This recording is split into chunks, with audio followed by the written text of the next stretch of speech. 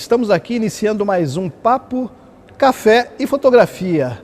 E no dia de hoje a conversa será com Wagner Celestino, né? Um fotógrafo, documentarista que tem um trabalho muito interessante e ele vai estar falando para a gente, né, Wagner? Como é que é essa história? Conta um pouco da sua história, desse trabalho que está aí, né? Bom, falando especificamente da velha guarda, esse trabalho eu comecei aqui em São Paulo em 2003, né? É um registro, né? um documentar realmente, né? Essa origem das escolas de samba aqui em São Paulo, né? E as escolas de samba paulistanas, né? E então esse registro das pessoas, né? Dessa velha guarda, nessa primeira formação e organização das escolas de samba.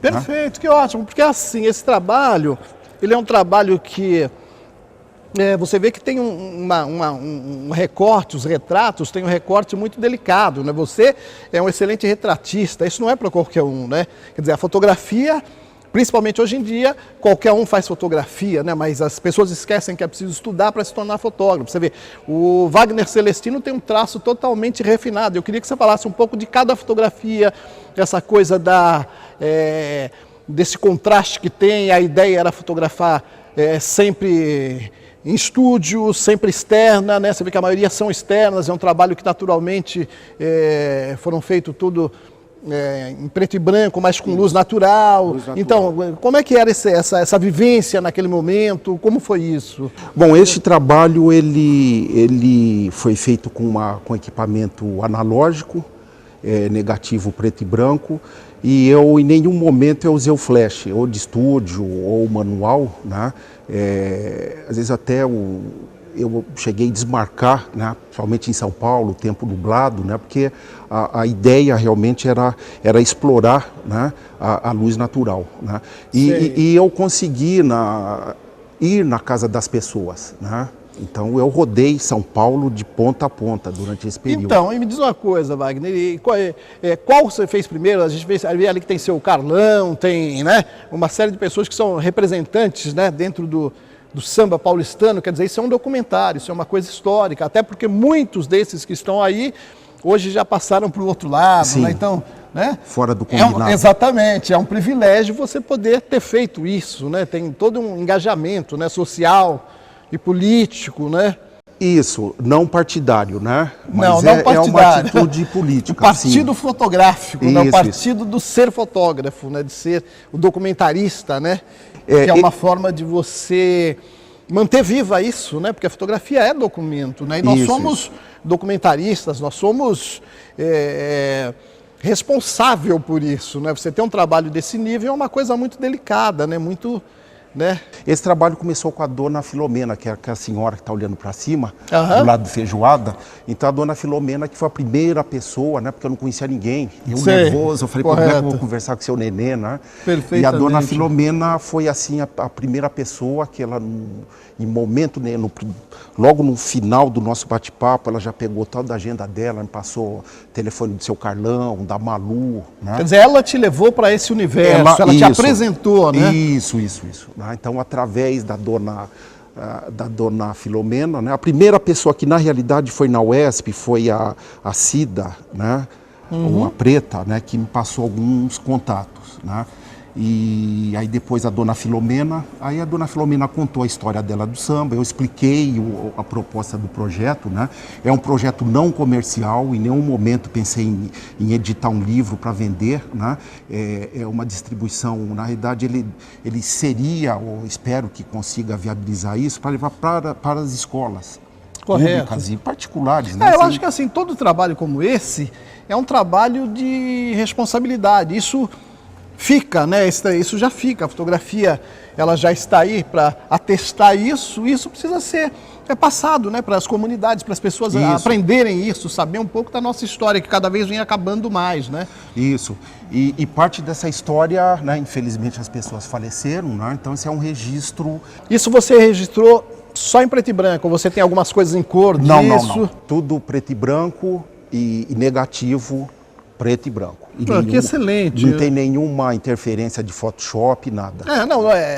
Nós que fotografamos já há muito tempo, quem vem agora tem a ideia de que fotografia é feita em Photoshop, né?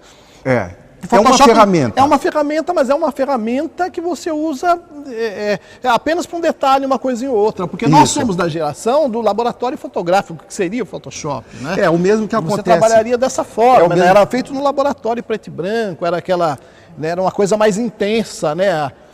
Então já se fotografava com a certeza de que a foto estaria exatamente... Tinha um rigor de luz. Exatamente, né? Você tinha uma educação para fotografar bem, né? Um filme com... Como esse trabalho eu fiz sem apoio nenhum, então era um filme por pessoa, não podia brincar. Ou seja, 33 fotos, isso, né? Isso. É bom que as pessoas saibam isso, né? Aquele rolinho, né, do filme. É interessante você dizer isso, por exemplo, os fotógrafos cubanos, né, dos anos 60, nos anos 70, os que melhor fotografavam, porque como eles tinham menos acesso ainda aos filmes, eles tinham que ser exatamente precisos. E eles tinham uma precisão a fotografar. Então, o fotógrafo cubano pegava um filme de 36, ele fazia um material tremendo e assim, sem erro nenhum, porque ele sabia que ele tinha... Porque o filme era uma coisa muito rara para ele. É o pensar antes de fotografar. Exatamente. Você tem que pensar antes. E esse trabalho, quer dizer, eu venho dessa escola, né? Como observador, né? Então é pensar antes de fotografar. Né? Mesmo assim, às vezes uma outra coisa fica fora de foco, enquadramento, né? Enfim, a maioria das pessoas não estão acostumadas a serem fotografadas, né? Então você precisa ter aquele momento certo, né? Vamos falar um pouquinho mais, a gente vai parar agora para dar um break, mas voltamos depressinha, né? Claro. Depressinha, a gente está de volta para falar um pouco mais. Vamos conversar. Né? Wagner Celestino. Obrigado. É isto.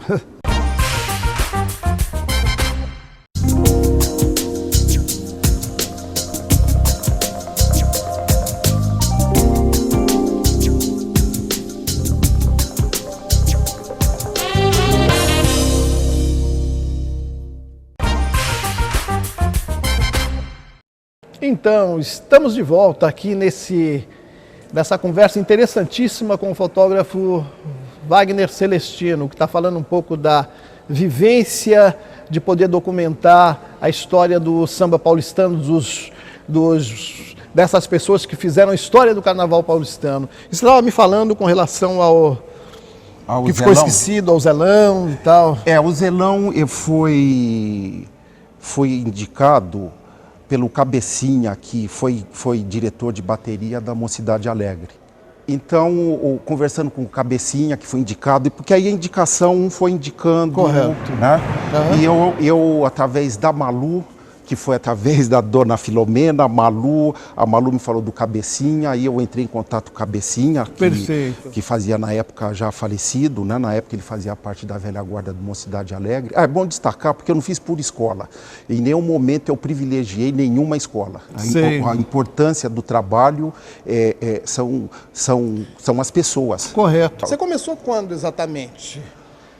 Olha, a prática mesmo, laboratório, revelação, ampliação, foi no final, segundo semestre dos anos 70, não, de 77 exatamente, segundo semestre de 1977, no Museu Lazar Segal. Na época eu fui levado pelo fotógrafo Luiz Paulo Lima, que aí me apresentou o filme, revelação...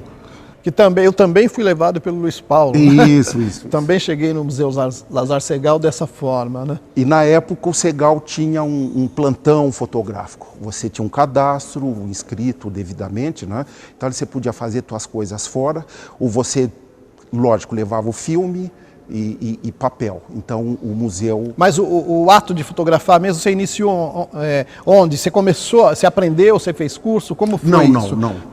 Você tem uma formação autodidata? Autodidata. A primeira referência que eu tenho com a fotografia foi através do meu pai. Meu pai não era fotógrafo, meu pai era um torneiro mecânico e ele gostava de tirar fotografia. Então, na época, ele comprou uma Agfa de Foley e eu tinha uns 10, 11 anos. Então, foi o meu primeiro contato com a fotografia. Não de uma forma consciente, né? Eu ver foto, férias, né? Aquelas viagens para Itanhaém. No comecinho dos anos 60, né? Então, eventualmente, final de semana, ele fotografava. Então, eu via que ele tinha algumas anotações, né, de luz, de abertura, né? A Sim. máquina...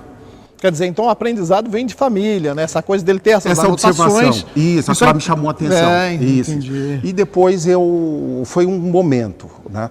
Aí a fotografia, ela vem surgir a partir de uma viagem que eu fiz em 73, e pegando aí Bolívia, Peru, e em Cusco, eu não sei de onde veio esse interesse, né? Eu conheci algumas pessoas americanas e que tinha que lá me chamou a atenção, uma câmera, essa compacta, só que uma avançada, né? E ali eu fiz claro que era negativo, cor, né? E aquilo naquele momento ali em Cusco, eu não sei se o lugar, sei lá o que, né? Aí me veio o interesse para fotografar. Antes eu tinha tentado música, né? Mas eu não sei a diferença entre ré ou si até hoje, né? E tentei escola de música aqui em São Paulo, aí eu batia num sininho, isso é si, aquilo. Bom, enfim, eu falei, não é minha. E aí um amigo, Ivo, lá na Vila Matilde, emprestou uma câmera, que você balançava, estava tudo solto dentro, né? Comprei um filme preto e branco e comecei, né? E muita observação, né? Cinema, principalmente cinema, televisão, eu vi algumas coisas, né? Mas quer dizer, cinema, é um principalmente, aprendizado que se fazia... Observação.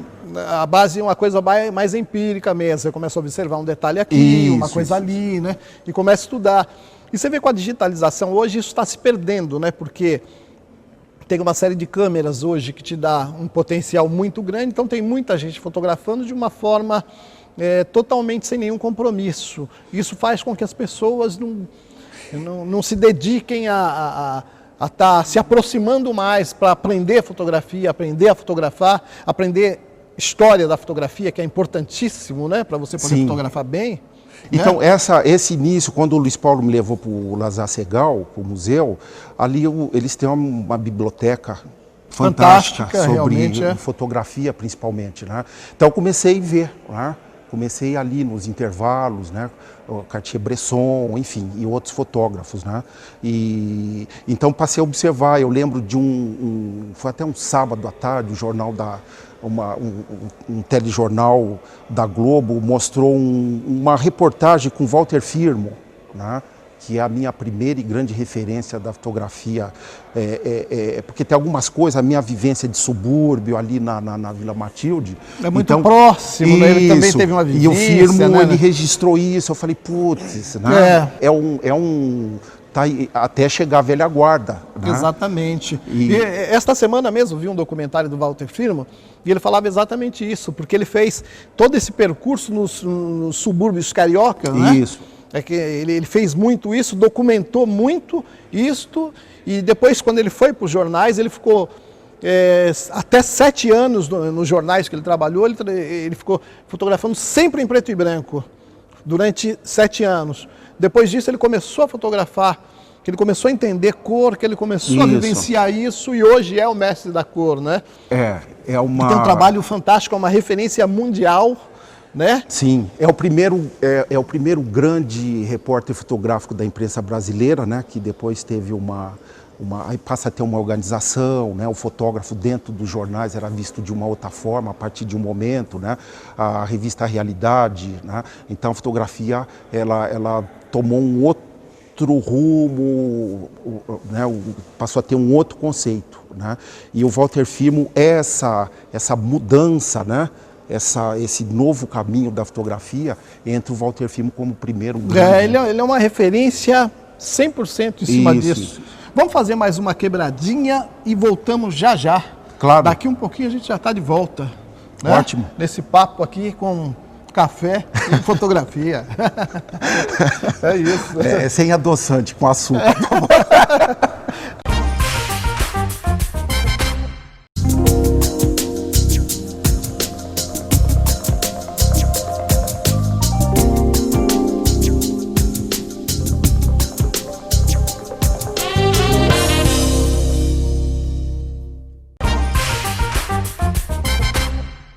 Ok, estamos de volta e continuamos esse papo aqui maravilhoso, né? Sobre fotografia. Estávamos falando, inclusive, da digitalização, né? Isso. Quer dizer, essa nova linguagem, vamos dizer assim, né? É o avanço natural, né, da tecnologia, então o equipamento digital para fotografia ou Você para já está música. usando Eu estou fazendo digital? uma experiência agora lá em Bauru, que tem uma luz boa.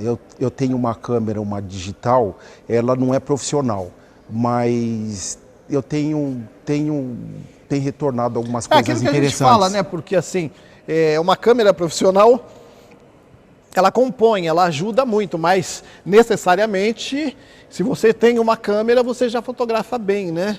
Já é aquele negócio, não é só a câmera que faz, né? Isso já é interessante. Precisa cuidado com essa preocupação excessiva, né, com o equipamento, né, de Exatamente, é. ponta, né? Então é desenvolver o olhar, aprender a ver, né, fotograficamente, independente do equipamento, né, o digital avançado ou analógico, né, a questão do olhar, né. Eu quero até aproveitar para te perguntar sobre o livro Cortiço, aquele trabalho do Cortiço, como aconteceu aquela ideia, como foi aquele processo de criação desse trabalho?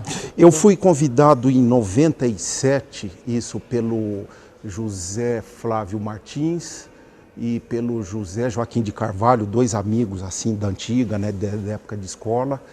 E nessa época o Zé Flávio, ele trabalhava aqui em São Paulo numa ONG que era ligada à questão da moradia. Sei. E o Zé vendo um dia o livro do Sebastião Salgado sobre terra, o livro Terra, Aham. aí ele teve a ideia de fazer um livro abordando a questão dos sem-tetos numa cidade, né, numa metrópole igual São Paulo. E aí eles já conheciam o meu trabalho, né? Aham. Preto e branco, então eles me convidaram para fotografar, né, os moradores de Cortiço. Foi um trabalho de um ano, né? Eu Sei. registrei uns Um trabalho 8 muito cortiços. bonito, né? Diga-se de passagem, ficou um trabalho muito bonito, né? Muito É interessante. aquela história, Você... né? É aquela história de você bonito de um lado, a realidade outra. Sim, Né? não, a realidade a velha guarda é o lado cultural, apesar que tem um esquecimento aí atrás também, né? Tem a maioria deles, eu senti assim uma certa tristeza, né, por um esquecimento. Por isso, quando eu cheguei, eu fui muitíssimo bem recebido por todos, né? E o Cortiços é outra realidade, a questão da moradia, né? O desinteresse dos órgãos públicos em questão que continua à moradia. até hoje, Continua né? até Cada hoje, vez mais, né?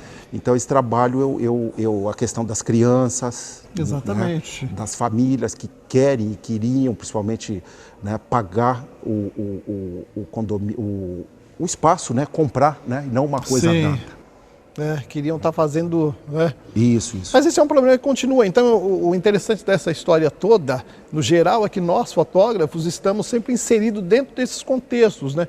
Como documentarista, como testemunhas oculares dessa... Aí a cabeça do fotógrafo, né? Exatamente. Porque atrás da câmera tem um olhar, o pensamento do fotógrafo. Ou ele faz um trabalho alienado, né? Exatamente. Ou então ele faz um trabalho com compromisso, né? Não há necessidade de um discurso partidário, né? Cada um tem seu caminho, mas é a consciência do fotógrafo, da pessoa. Da né? formação enquanto profissional, né? Isso. O interessante da fotografia é isso, né? Você ter essa escolha, né? E ter essa possibilidade de poder e ser correto num trabalho, documentar da forma correta, né? Da forma que você possa levar essa imagem, que nem sempre é uma imagem agradável, mas é uma notícia, né? Que você não pode deixar de... o registro de um período, né, ou resgate histórico, né, a importância de estar, né, realmente registrando e deixar registrado, ou seja, a velha guarda, ou questão de moradia, como alguns fotógrafos trabalham com a questão do trabalhador, né, numa...